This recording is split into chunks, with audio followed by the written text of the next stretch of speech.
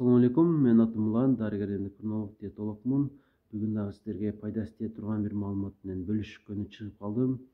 Бирок ал маалымат көпчүлүгүңүзгө жакпай калышы мүмкүн. Андыктан маалыматтын булагын көргөз койууну туура көрүп отурам. Ал болсо биздин пайгамбарыбыз Мухаммад Мустафа саллаллаху алейхи вассаламдын медицинасы деген китеп. Пайгамбарыбыздын атын укканда бир салат айтып коюңуздар. Ал бизге туура жашоо эрежесин толугу менен калтырып кеткен. Ошонун ичинде тамактануу дагы бар, анын ичинде медицина дагы бар. Демек, анын сөздөрүнө биз кынтыксыз ишенебиз жана жашообузда колдонобуз.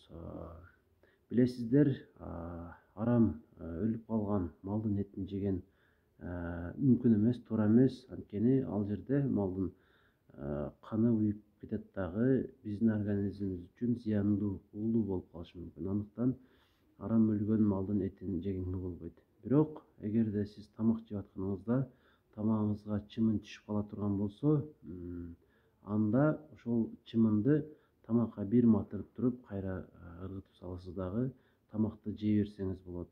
Анткени чымындын бир канатында уусу болсо, бир канатында ошого каршы шыпасы болот экен. Эмнеге чымында уу болот? Башка ошондой майда жанаттарда болгон сыяктуу чымында деле уу бар.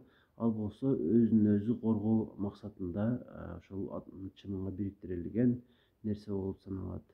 Андыктан сунушум, ушундай болуп калган шартта тамагыңызды улантып жей берсеңиз болот. Бир гана чымын эмес, ары жана башка ушул сыяктуу майда жанаттар түшүп калса деле, аны ошол эле өңдөп бир тамакка киргизип туруп, анан аны жегенди улантса болот.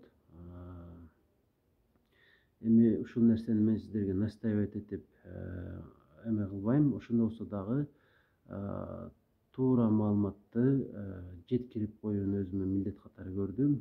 Андыктан балким колдоносуздар.